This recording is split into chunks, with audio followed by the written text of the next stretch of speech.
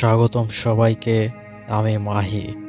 আপনাদের সাথে আছি আমাদের নিয়মিত আয়োজন ভূত গল্প নিয়ে। অন্ধকার রাত, নিস্তব্ধ চারপাশ, আর এই নির্জনতায় যখন পুরনো কোনো অতৃপ্ত আত্মার গল্প আমাদের সামনে এসে দাঁড়ায়, তখন বুকের ভেতরটা কেমন যেন এক অজানা আতঙ্কে কেঁপে ওঠে। আজকে আমরা এমন এক কাহিনী শুনব যা এক পরিবারের করুণ এবং ভয়ঙ্কর এক বাস্তবতাকে আমাদের সামনে তুলে ধরে। রক্তের ঋণ কি কখনো শেষ হয়, নাকি যুগের পর যুগ ধরে সেই রক্তের তৃষ্ণা তাড়া করে বেড়ায় উত্তরসূরিদের? চলুন সরাসরি চলে যাই আজকের মূল গল্পে। ঘটনাটি বেশ কয়েক বছর আগের, তবে এর শিকড় লুকিয়ে আছে আরও বহু বছর পেছনের এক অন্ধকার ইতিহাসে। গ্রামের এক প্রান্তে বিশাল এক জমিদার বাড়ি ছিল, যা আজও কালের সাক্ষী হয়ে দাঁড়িয়ে আছে। সেই বাড়ির বর্তমান বংশধররা শহরেই থিতু হয়েছিলেন, কিন্তু নিয়তির এক অদ্ভুত টানে তাদের আবার ফিরে আসতে হয় সেই পুরনো ভিটেই। পরিবারটিতে ছিলেন এক বৃদ্ধ বাবা, তার দুই ছেলে এবং তাদের পরিবার। বড় ছেলের ঘরে ছিল একটি ছোট্ট মেয়ে, যার বয়স মাত্র 5 বছর। মেয়েটি ছিল পুরো পরিবারের চোখের মণি, কিন্তু তারা কেউ জানতো না এই পুরনো ভাঙা দেয়ালগুলোর আড়ালে তাদের জন্য কি ভয়ঙ্কর এক অতীত অপেক্ষা করছে। শহরের ব্যস্ত জীবন ছেড়ে যখন তারা গ্রামে এসে পৌঁছালো, তখন চারিদিকের পরিবেশ ছিল বেশ শান্ত। কিন্তু প্রথম রাত থেকেই এক অদ্ভুত পরিবর্তন লক্ষ্য করা গেল। বাড়ির চারপাশের বাতাস যেন ভারী হয়ে উঠত সূর্য ডোবার পর থেকেই। বড় ভাই প্রথম রাতে বারান্দায় বসে যখন চা খাচ্ছিলেন, তখন তার মনে হলো বাগানের দিক থেকে কেউ একজন তাকে এক দৃষ্টে লক্ষ্য করছে। তিনি চোখ ফিরিয়ে তাকাতেই দেখলেন আম গাছের নিচে এক অবয়ব দাঁড়িয়ে। কুয়াশার অন্ধকারের মিশেলে অবয়বটি স্পষ্ট ছিল না, কিন্তু তার চোখের মণি দুটো যেন জ্বলজ্বল করছিল। বড় ভাই ভাবলেন হয়তো তার মনের ভুল, বা গ্রামের কোনো চোর চাট্টর হবে। তিনি বিষয়টিকে গুরুত্ব না দিয়ে ঘরে ফিরে গেলেন। কিন্তু আসল রহস্য শুরু হলো পরদিন থেকে। বাড়ির ছোট মেয়েটি হুট করেই একা একা কথা বলা শুরু করলো। সে ঘরের কোণে কিংবা বন্ধ জানালার দিকে তাকিয়ে হাসতো, যেন সেখানে কেউ একজন দাঁড়িয়ে আছে এবং তার সাথে খেলছে। বাড়ির মহিলারা ভাবলেন নতুন জায়গায় এসে হয়তো একা একা খেলছে, খেলার কোনো সাথী নেই, তাই এমন করছে। কিন্তু একদিন দুপুরে ঘটে গেল এক অদ্ভুত কাণ্ড। রান্নাঘর থেকে হঠাৎ এক বিকট শব্দ এলো। সবাই ছুটে গিয়ে দেখল সমস্ত বাসনকোসন মেঝেতে ছড়িয়ে ছিটিয়ে পড়ে আছে, আর তার ঠিক মাঝখানে দাঁড়িয়ে আছে সেই ছোট্ট মেয়েটি। তার চোখের দৃষ্টি ছিল একদম স্থির এবং বড়দের মতো গম্ভীর। সে কেবল একটি কথাই বারবার বলছিল, সে তার জিনিস ফেরত চায়, প্রাণের বদলে প্রাণ চাই। এই কথা শোনার পর পরিবারের সবার মনে এক অজানা ভয়ের সঞ্চার হলো। এত ছোট একটা বাচ্চার মুখে এমন গম্ভীর এবং ভয়ঙ্কর কথা কোনোভাবেই স্বাভাবিক ছিল না। বাবা তখন সবাইকে ডেকে বললেন, এই বাড়িতে একটা পুরনো ইতিহাস আছে, যা তিনি কখনো কাউকে বলেননি। আজ থেকে প্রায় 70 বছর আগে এই বাড়িতে এক নির্মম হত্যাকাণ্ড ঘটেছিল, যার প্রতিশোধ এখনো নেওয়া হয়নি। বাবার কথা শুনে ঘরের ভেতর এক পিন পিন নীরবতা নেমে এলো। বাইরে তখন রাত নেমেছে। ঝিঝি পোকার ডাক আর গাছের পাতার খসখস শব্দে পরিবেশটা আরো ভারী ও থমথমে হয়ে উঠেছিল। বড় ভাই সোফা ছেড়ে বাবার মুখোমুখি বসলেন। ছোট ভাইও তার স্ত্রীকে নিয়ে এক কোণে দাঁড়িয়ে বাবার মুখের দিকে তাকিয়ে রইলেন। সবার চোখে তখন শুধু একটাই প্রশ্ন, কি এমন ঘটেছিল এই জমিদার বাড়িতে ৭০ বছর আগে, যার খেসারত আজ তাদের দিতে হচ্ছে। বাবা একটা দীর্ঘশ্বাস ফেলে বলতে শুরু করলেন, তখন আমার বয়স খুব কম। এই বাড়ি দাপিয়ে বেড়াতেন আমার দাদা, অর্থাৎ তোদের পরদাদা। তিনি ছিলেন প্রচণ্ড রাগী এবং নিষ্ঠুর প্রকৃতির জমিদার। প্রজাদের ওপর অত্যাচার করা ছিল তার নিত্যদিনের স্বভাব। সেই সময় এই গ্রামেরও এক দরিদ্র কৃষক পরিবার তাদের পাওনা খাজনা দিতে ব্যর্থ হয়। সেই পরিবারের কর্তা অনেক অনুনয় বিনয় করেছিলেন, কিন্তু দাদার মন গলেনি। শাস্তিস্বরূপ তার একমাত্র তরুণ ছেলেকে এই বাড়ির অন্ধকূপে বন্দি করে রাখা হয়। বাবা একটু থামলেন। বাইরের জানালার কাঁচটা হঠাৎ একটা দমকা বাতাসে খটখট করে নড়ে উঠল। সবাই চমকে উঠলেও বাবার সেদিকে খেয়াল ছিল না। তিনি যেন ৭০ বছর আগের সেই অন্ধকার অতীতে হারিয়ে গিয়েছিলেন। তিনি আবার বলতে শুরু করলেন, ছেলেটিকে টানা ৭ দিন কোনো খাবার বা পানি দেওয়া হয়নি।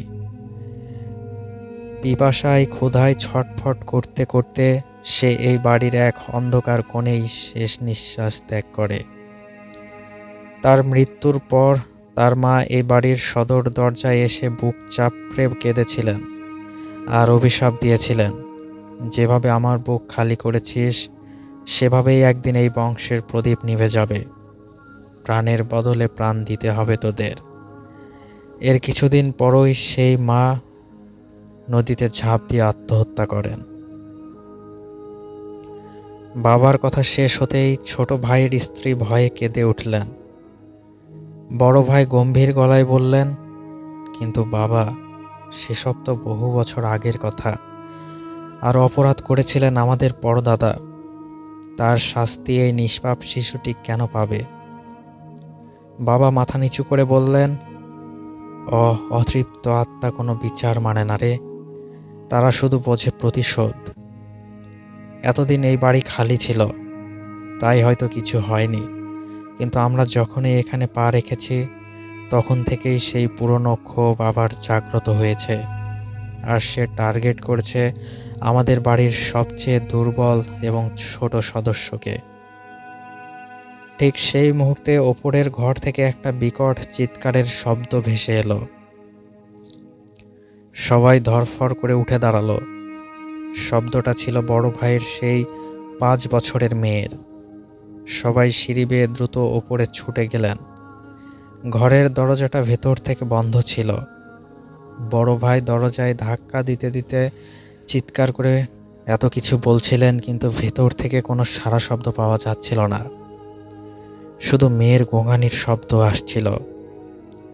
অনেক চেষ্টার পর ছোট ভাই এক ছুটে একটা ভারী লাঠি নিয়ে এসে দরজার লকটা ভেঙে ফেললেন। দরজা খুলতেই ভেতরের দৃশ্য দেখে সবার হাত পা ঠান্ডা হয়ে গেল। ঘরের ভেতরের সমস্ত আসবাবপত্র বাতাসে ভাসছে, আর ঘরের ঠিক মাঝখানে শূন্যে ঝুলে আছে সেই ছোট্ট মেয়েটি। তার চুলগুলো চারিদিকে ছড়িয়ে আছে এবং তার চোখ দুটো সম্পূর্ণ কালো হয়ে গেছে, কোনো মণি দেখা যাচ্ছে না।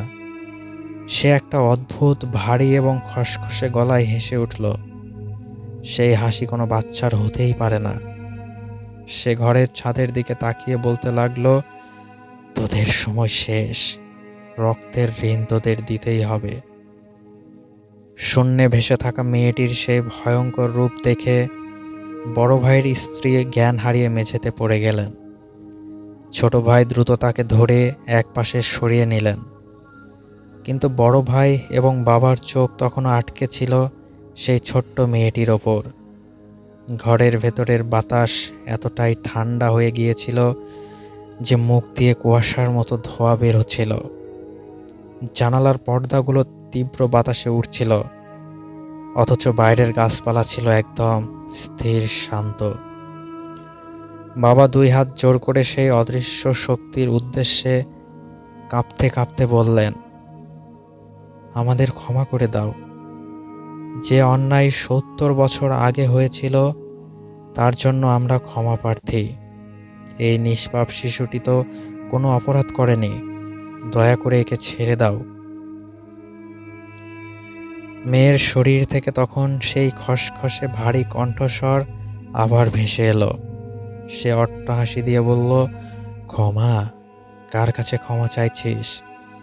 যে ছেলেটি এক ফোঁটা পানির জন্য এই ঘরের মেঝেতে নখ দিয়ে আছড়ে ছিল, তার তৃষ্ণা তোরা মেটাতে পারবি? যে মা তার সন্তানের লাশের ওপর দাঁড়িয়ে কেঁদেছিল, তার কান্না তোরা ফিরিয়ে দিতে পারবি? না, এই বংশের রক্তের শেষ বিন্দু না শেষ হওয়া পর্যন্ত আমার শান্তি নেই। কথাটা শেষ হতেই ঘরের সমস্ত আসবাবপত্র একযোগে মেঝেতে আছড়ে পড়ল। ধড়াম করে একটা শব্দ হলো এবং মেয়েটি শূন্য থেকে সজোরে খাটের ওপর পড়ে গেল। পড়ার সাথে সাথেই সে অচেতন হয়ে পড়ল। ঘরের ভেতরের সেই ভয়ঙ্কর বাতাস আর থমথমে ভাবটা নিমিষেই উধাও হয়ে গেল, যেন কিছুই হয়নি।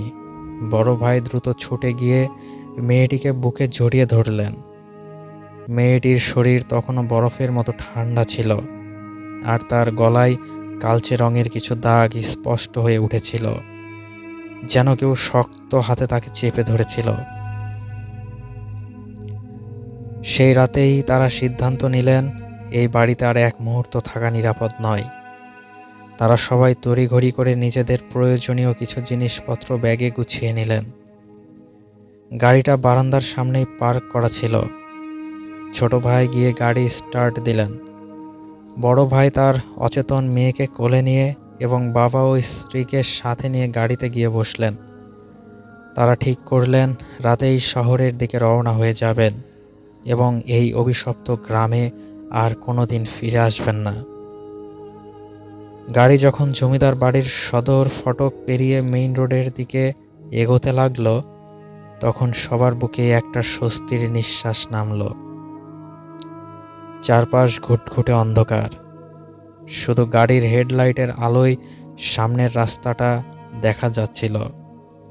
কুয়াশার কারণে দূরের রাস্তা খুব একটা স্পষ্ট ছিল না।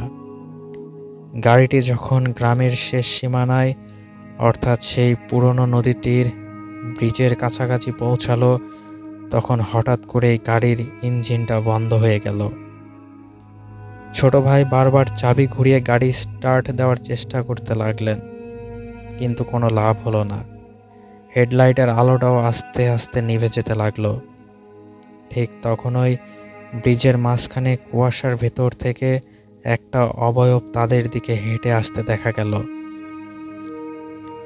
অবয়বটি সাদা শাড়ি পরা এক বৃদ্ধা নারীর, যার চুলগুলো এলোমেলো এবং মুখমণ্ডল অন্ধকারের কারণে দেখা যাচ্ছিল না, কিন্তু তার হাতের ইশারা ছিল স্পষ্ট। সে গাড়িটির দিকে হাত বাড়িয়ে ডাকছিল।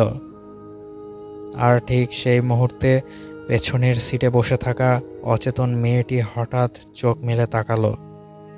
তার মুখে তখন এক পৈশাচিক হাসি। পেছনের সিটে বসে থাকা মেয়েটির সেই পৈশাচিক হাসি দেখে বড় ভাইয়ের বুকের ভেতরটা দমে গেল। সে তার মেয়েকে শক্ত করে জড়িয়ে ধরে বলতে লাগলো, মা, তুই এমন করছিস কেন? আমাদের দিকে তাকা।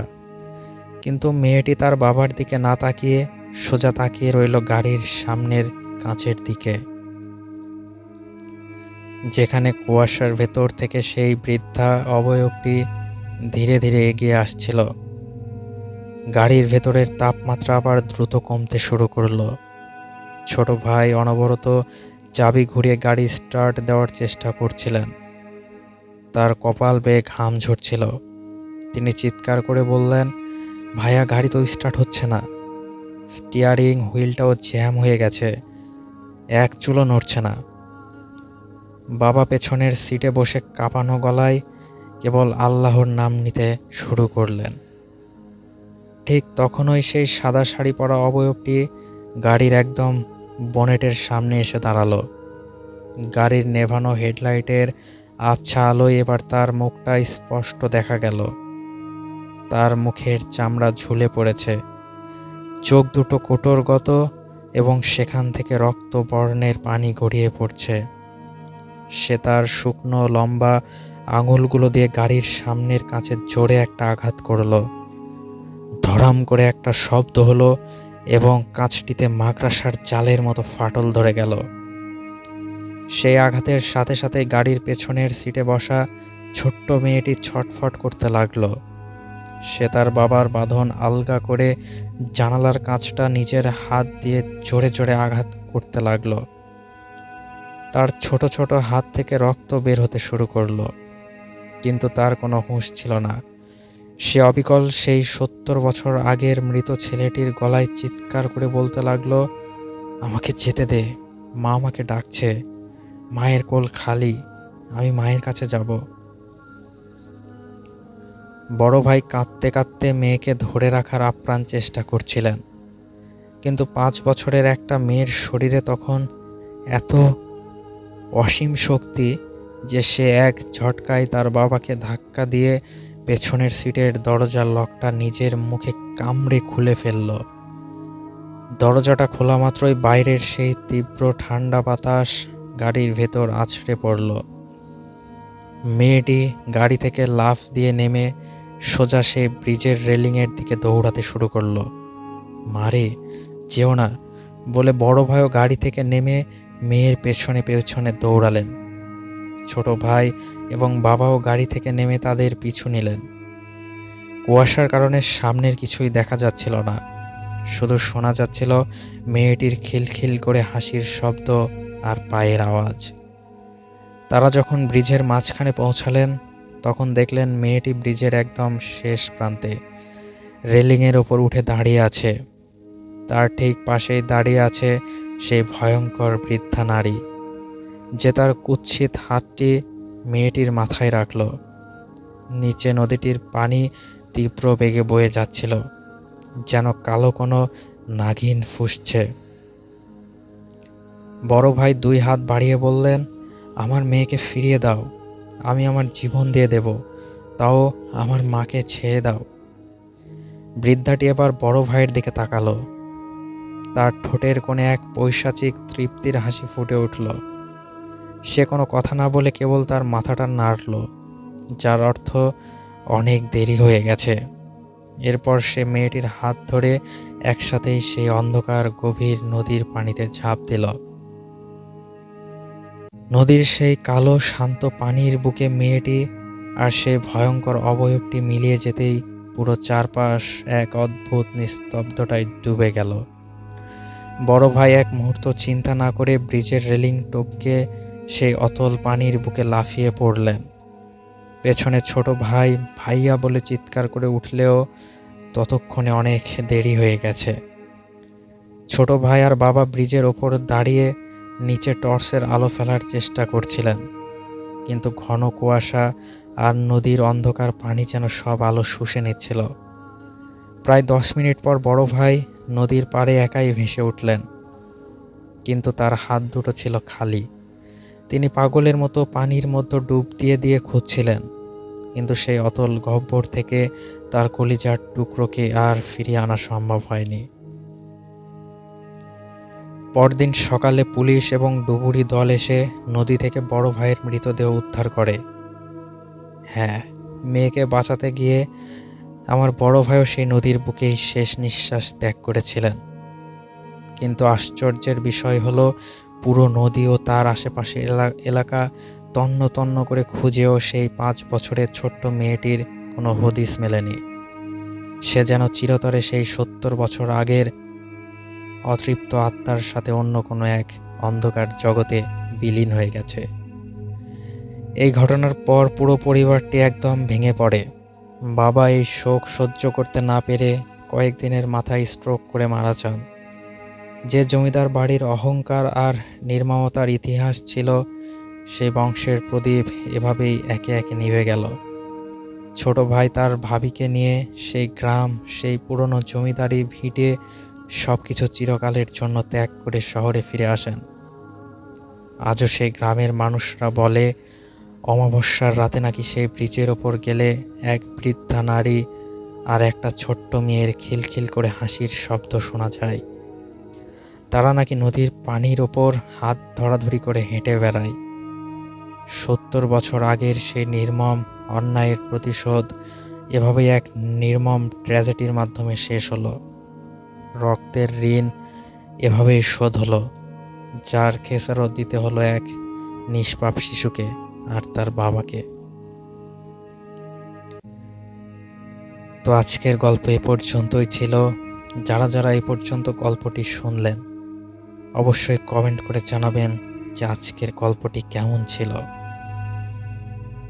তো দেখা হবে আবারও কোনো একদিন অন্য কোনো এক নতুন হাড় হিম করা সত্য ঘটনা নিয়ে। ততক্ষণের জন্য সবাই ভালো থাকবেন, সুস্থ থাকবেন। আল্লাহ হাফেজ।